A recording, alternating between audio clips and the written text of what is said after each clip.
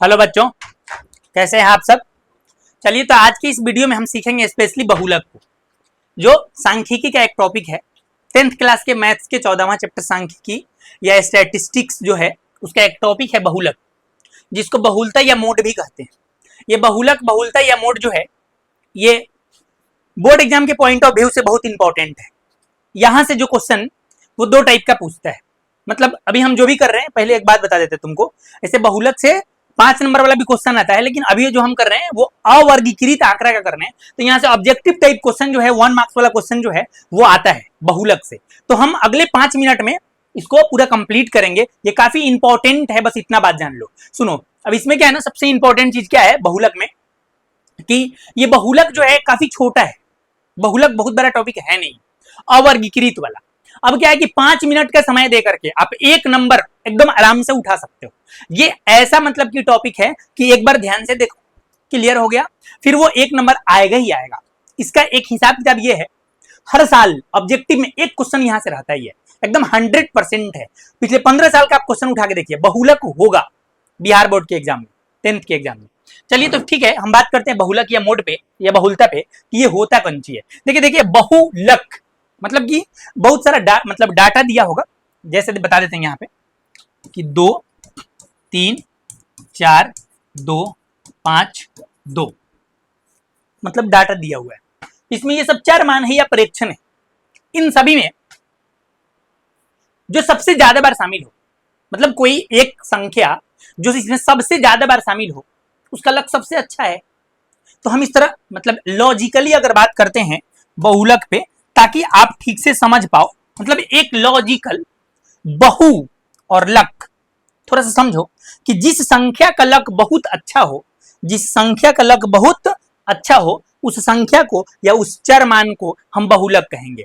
अब बहुत अच्छा लक होने का क्या मतलब है कि वो सबसे ज्यादा बार शामिल होगा।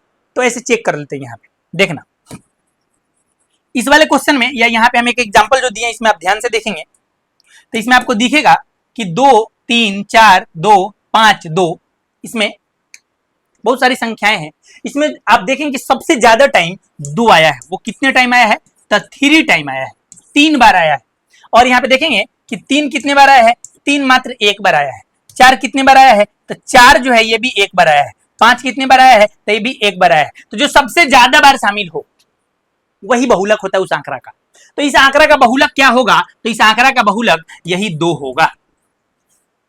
उम्मीद है कि बहुलक समझ में आ गया होगा। अच्छा, इसका डिफिनेशन छोटा सा देख लेते हैं।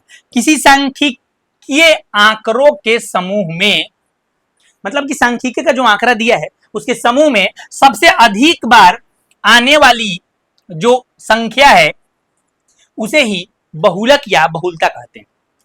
एग्जाम्पल के तौर पे,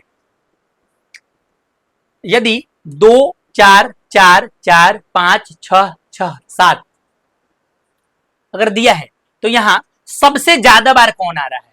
तो देखिएगा, 4 आया है 3 टाइम, 5 6 आया है 2 टाइम, 7 आया है मात्र 1 टाइम, 5 आया है 1 टाइम और 2 आया है 1 टाइम। सबसे अधिक बार कौन आया है?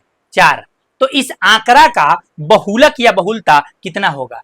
4 होगा। उम्मीद है कि बहुलक या बहुलता समझ में आ गया होगा, कोई दिक्कत नहीं है। अच्छा, कभी कभी एक इस टाइप का भी क्वेश्चन आ जाता है, जरा उसको समझने का तुम प्रयास करना। कौन सा टाइप का? जैसे बोल दिया 2 2 3 3 4 5 6 और बोला इसका बहुलक बताइए। तो इस अगर आंकड़ा को आप ध्यान से देखेंगे ना, तो इस आंकड़ा में ये तो 1 बार आया है, ये भी 1 बार आया है, ये भी 1 बार आया है, लेकिन 3 2 बार आ गया है और 2 भी 2 बार आ गया है।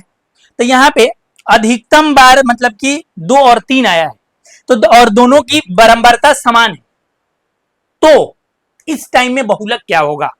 तो कंफ्यूज नहीं होना, इस टाइम में बहुलक 2 भी होगा और बहुलक 3 भी होगा। इस आंकड़ा का अगर बहुलक हमसे कोई पूछा कि इस आंकड़ा का बहुलक क्या होगा, तो 2 भी होगा और 3 भी होगा। बस यही है। चलिए, कुछ क्वेश्चन होगा जो बिहार बोर्ड के एग्जाम में पूछा गया है, जरा उस पर हम डिस्कस कर लेते हैं। आगे जब डिस्कस करेंगे तो देखिएगा, इसमें एक क्वेश्चन है 3 5 2 7 5 8 5 का बहुलक होगा। तो आप सबसे पहले इस आंकड़ा को आप ध्यान से देखेंगे तो 3 जो है मात्र 1 बार शामिल है यहाँ पे, और 5 एक यहाँ और एक यहाँ 2 बार शामिल, सॉरी यहाँ 3 बार शामिल है। उसी तरह से 2 आप चेक करेंगे मात्र एक बार शामिल है, 7 एक बार शामिल है, 8 एक बार शामिल है, लेकिन 5 3 बार शामिल है। सबसे ज्यादा बार कौन है आंकड़ा में? तो 5। इसीलिए इस आंकड़ा का बहुलक 5 जाएगा, जो ऑप्शन नंबर सी में है। चलिए, इसमें कलम चलाने की आवश्यकता नहीं है, दिमाग लगाओ। 2 5 7 3 3 6 का बहुलक क्या होगा? इसको ध्यान से देखेंगे। 2 एक बार आया है, 5 एक बार आया है, 7 एक बार आया है, 6 एक बार आया है, लेकिन 3 2 बार आया है, इसलिए इसका बहुलक 3 होगा। एक क्वेश्चन है 2 4 6 5 4 6 4 3। इसमें चेक करोगे कि इसका बहुलक क्या है। 2 आया है एक बार, 3 आया है एक बार, 5 आया है एक बार, 6 आया है 2 बार, लेकिन 4 1 2 और 3 सबसे ज्यादा बार 4 आया है, तो इसका बहुलक 4 हो जाएगा। अगला एक क्वेश्चन है आपके सामने 6 4 3 6 4 3 6 5 तथा x का बहुलक हो सकता है। तो ये जो क्वेश्चन है इसमें ध्यान से देखना, कह रहा है कि 6 4 3 6। अब सबसे पहले चेक कर लो ध्यान से। 6 एक बार यहां पे है, एक यहां पे है और फिर एक यहां पे है। अब 3 जगह 6 है, उसके बाद देखना 4 1 2 और 2 जगह 6 है। ठीक, अब अगला बात यह है कि 3 चेक करेंगे तो 1 2 2 जगह 3 है। अब और चेक करेंगे तो 5 मात्र एक जगह है। अब यहां पे सबसे ज्यादा टाइम 6 है, कितने बार? 1 2 और 3 बार। 4 कितने बार? 2 बार। 3 कितने बार? 2 बार। अब क्या है ना, ध्यान से सुनना कि इसका बहुलक क्या हो सकता है। तो अगर x का मान 6 आ जाए तो फिर सबसे ज्यादा बार 6 होगा, वो बहुलक हो जाएगा। x का मान 4 आ जाए तो फिर 3 बार, ध्यान से सुनना, 3 बार 3 हो जाएगा, सॉरी 3 बार 4 हो जाएगा और 3 बार 6 हो जाएगा। तो 6 और 4 दोनों संभव है। अगर x का मान 3 आ जाए तो 3 3 बार हो जाएगा और 6 भी 3 बार हो जाएगा। तो फिर 6 और 3 दोनों का मतलब चांस है। तो यहां पे हम आपको ये बात कहेंगे कि इस वाले क्वेश्चन में किसके बहुलक होने का चांसेस है?